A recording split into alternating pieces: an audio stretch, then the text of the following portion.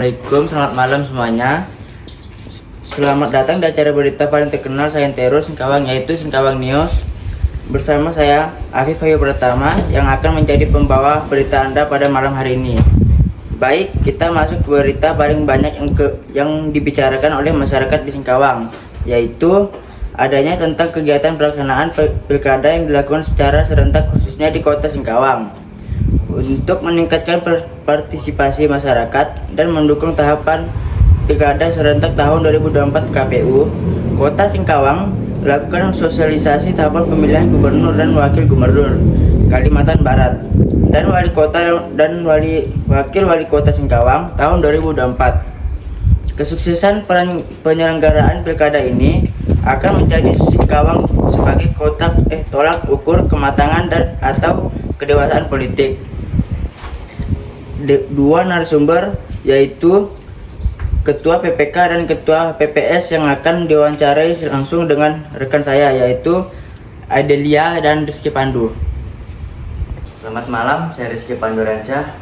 Saya di sini ingin mewawancarai Ketua PPK dan Ketua PPS. Dengan Bapak siapa? Dengan Bapak Muhammad Kadafi.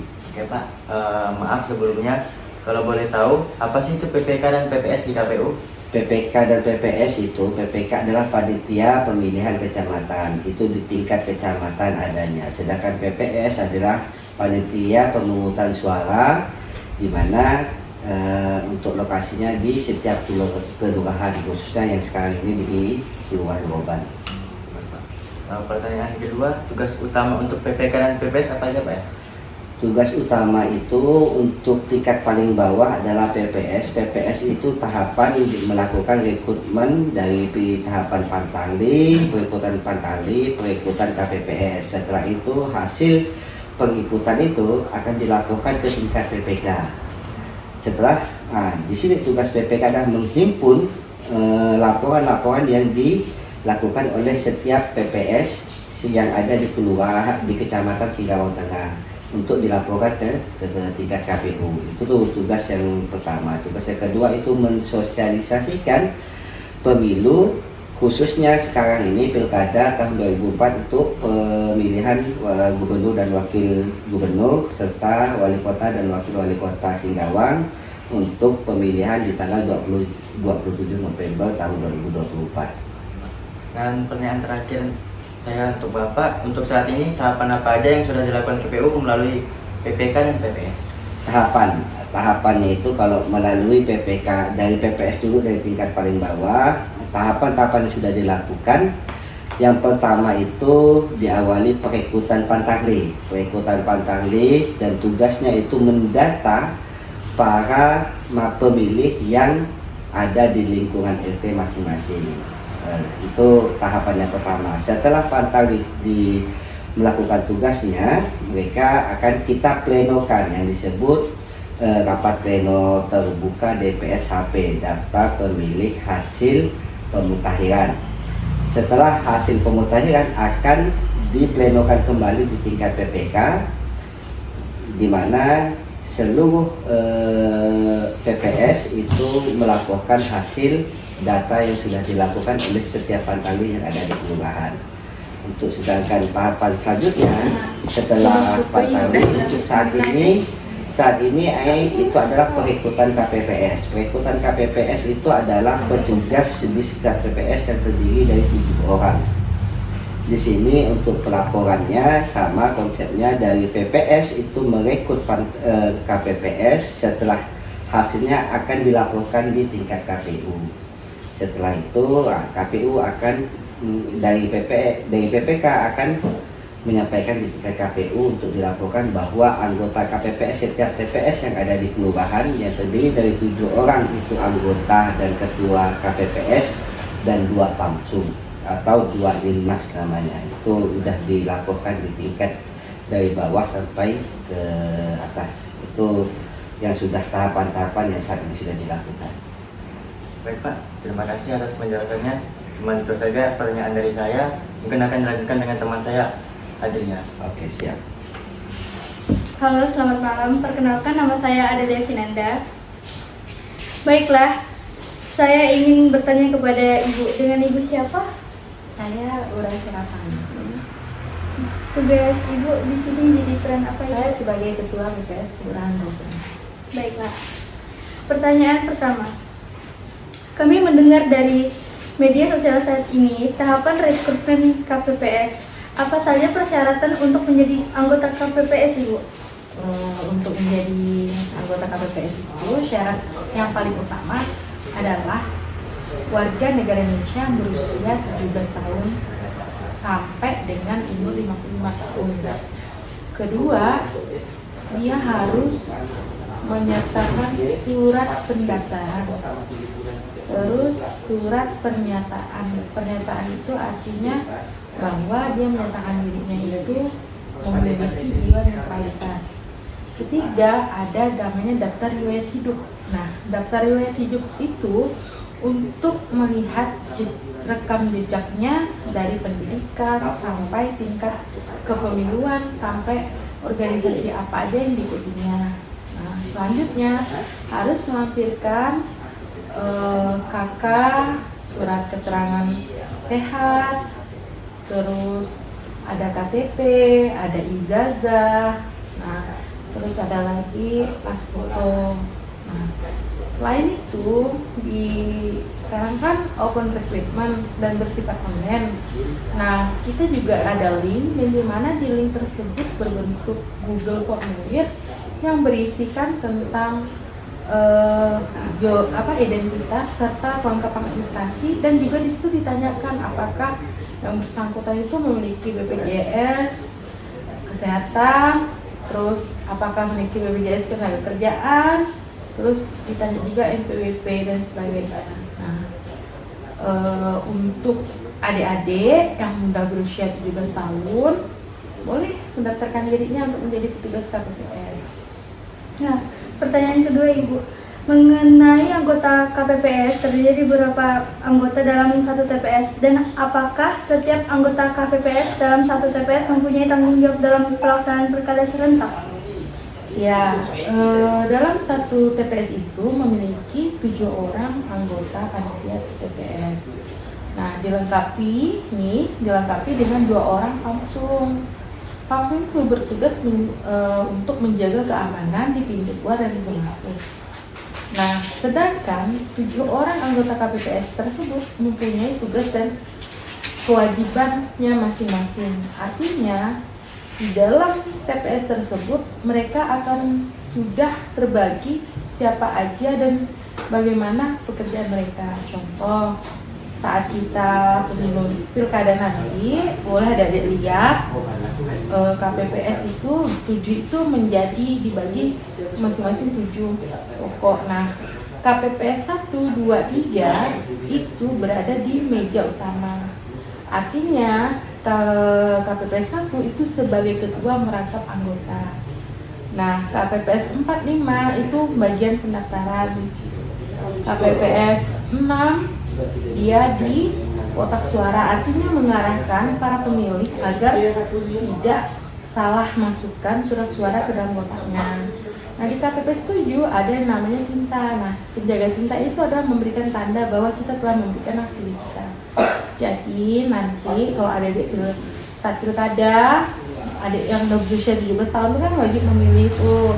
Nah, datang nanti langsungnya tunjukkan suratnya, masuk ke dalam, akanlah bertemu dengan KPPS 4, memberikan surat pemberitahuan, dan adik juga akan dicek apakah benar adik tersebut mempunyai hak pilih di TPS tersebut sesuai DPT-nya. DPT itu adalah daftar pemilih tetap.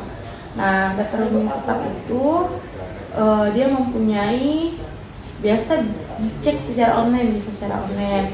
Nah, KPS 4 dan 5. Terus adik akan tunggu sebentar, terus akan lanjut ke meja yang utama. Artinya nanti adik itu akan dipanggil sama ketua KPPS. Nah, adik itu akan mendapatkan surat suara yang telah ditulis sama anggota KPPS 2 dan 3 serta ditandatangani oleh ketua KPPS. Nah, berarti surat suara itu sudah sah, boleh digunakan. Terus nanti adik akan ke bilik. Ke bilik itu adik tidak akan menemukan salah satu tugas apapun di situ. Nah, disitulah adik menggunakan hak pilih adik secara hak asasi artinya independen, sesuai dengan apa yang adik inginkan, kan? Pilihan adik sendiri. Nah, setelah dari bilik suara, adik akan langsung berjalan ke kotak suara. Nah, di situ tadi yang seperti dikatakan ada KPPS 6, nah yang menjaga dan mengarahkan. Selanjutnya adik akan lanjut ke TPS 7, dan di mana adik tuh mau nggak mau, walaupun meskipun anak-anak zaman sekarang ya, aduh takut kotor bagaimana, tetapi harus memberikan tanda di tangan kita seperti tinta. Artinya ini loh, aku sudah menggunakan hak pilihku. Nah, karena kalau kita sudah dapat tinta, artinya kita sudah memberikan hak suara. Yang kedua, kita tidak bisa nyoblos lagi di tempat lain gitu. Begitu ya. Nah, selanjutnya ada yang ingin tanyakan lagi deh? Masih ada Bu. Pertanyaan ketiga, untuk mendaftar KPPS itu apakah boleh kami yang masih belajar untuk mendaftar KPPS? Nah, untuk yang masih belajar itu kan arti pelajar ini kalian yang berusia 17 tahun, berarti yang telah menduduki sekolah kelas 11 dan 12. Iya. Apakah kalian boleh? Jawabnya boleh. Ya, kenapa boleh? Karena kalian sudah berusia 17 tahun. Nah, bagaimana untuk syarat pendaftaran ijazahnya? Nah, di situ kita kan ada namanya surat Calistung, baca, tulis, dan hitung. Adik-adik bisa melampirkan ijazah SMP. Nah, tetapi adik-adik juga sudah harus menandatangani surat pernyataan yang Calistung tadi. Nah, artinya adik-adik boleh mendaftar, tetapi untuk diterima atau tidaknya itu masih akan diadakan proses penelitian administrasi. Artinya, jika kebutuhan yang kami butuhkan itu telah penuh, maka akan kami dahulukan dulu yang mempunyai ijazah. Nah, jadi yang tidak punya ijazah Calistung akan diadakan tapi di nomor urut sekian. Bukan tidak boleh, tapi kita utamakan dulu seleksi administrasi. Nah, itulah namanya ijazah apa dulu yang diutamakan. Terus kualifikasi orangnya bagaimana? Apakah orang itu patut atau patut? Terus rekam jejaknya juga harus kami ketahui. Apakah dia ada saat mau pilkada ini berfoto sama calon? Itu juga tidak boleh, karena kita sebagai penyelenggara pemilu untuk diketahui semua itu harus netral. Artinya tidak boleh memihak sama siapapun, dan kita harus berlaku adil. Nah, karena pemilu itu berasaskan luber dan jurdil, artinya langsung, umum, bebas rahasia, serta jujur dan adil. Ini pertanyaan deh. Ada ini pertanyaan terakhir untuk Ibu. Untuk mengetahui apakah kita terdaftar sebagai anggota partai politik, bagaimana untuk mengeceknya? Kalau kita untuk mengecek nama kita terdaftar sebagai pemilih TPS, apakah ada linknya? Nah, pertama akan saya jawab dulu dengan untuk partai politik ya. Nah, partai politik itu namanya Cek Sipol. Yang dimana Cek Sipol itu ada di Google Form. Nah, di situ kita akan ketik Cek Sipol dan kita login ke login Cek Sipol KPU. Nah, di situ masukkan nomor kita. Nanti ada kode captcha-nya, masukkan. Nah, habis itu akan muncul bahwa kita terdaftar sebagai partai politik atau tidak. Jika kita terdaftar, maka di sana Anda terdaftar di partai A gitu. Ataupun kalau kita sebagai pengurus, dia akan terbaca tuh Anda sebagai sekretaris partai A gitu. Nah, kalau untuk yang DPT online, nah DPT online ini dapat dicek melalui cekdptonline.go.id. Login juga di KPU. Nah, di situ ada beberapa langkah. Langkah pertama itu masukkan nomor NIK. Selanjutnya kita tekan selanjutnya akan diarahkan untuk memasukkan nomor WhatsApp di HP tersebut. Nah, nanti setelah kita tekan langkahnya akan muncullah nomor kode verifikasi dan kita masukkan lagi ke Google Form tadi itu. Nah, nomor verifikasi, tekan langkahnya. Nah, di situ akan muncullah DPT kita. nama kita, alamat kita, TPS mana kita. Nah, boleh adik-adik screenshot untuk sebagai kita nanti menggunakan hak pilih kita di TPS tersebut. Karena takutnya para KPPS itu terlewatkan atau tidak ketemu adik, jadi surat C pemberitahuannya tidak diberikan. Dan jika adik pengen memilih, cukup bawa HP dan bawa KK atau KTP, bawa membuktikan ini benar saya mempunyai hak pilih di TPS ini. Gitu. Ya. Adik umurnya udah berapa? Sudah 17 tahun. Nah, berarti udah boleh milih ya. Iya. Nanti arahkan ke temannya, sanak saudaranya untuk mencek DPT online agar nanti bisa menggunakan hak pilihnya, karena satu suara menentukan masa depan bangsa dan satu suara itu sangat berguna sekali. Jadi usahakan jangan golput, karena golput itu bukan solusi kita untuk menentukan masa depan bangsa. Apalagi adik-adik ini Gen Z ya, yang kedepannya kita harus tahu bagaimana sih cara kita menentukan pilihan. Nah, jadi saran kami buat anak-anak Gen Z, jadilah pemilih yang cerdas, no money politik, terus jangan mudah terpancing atau terprovokasi dengan berita hoax, terus gunakanlah hak pilih kalian sebebas mungkin tanpa ada paksaan. Oke. Mungkin itu saja dapat saya tanyakan kepada Ibu. Ya. Terima kasih banyak ya Ibu sudah Ya. mau meluangkan waktunya untuk wawancara. Jangan lupa ya Dek, tanggal 27 November 2024, tepatnya dari Rabu, pergilah ke TPS dan gunakan hak pilihmu. No golput, no golput, no golput, no golput. Jangan ya Dek ya. Maka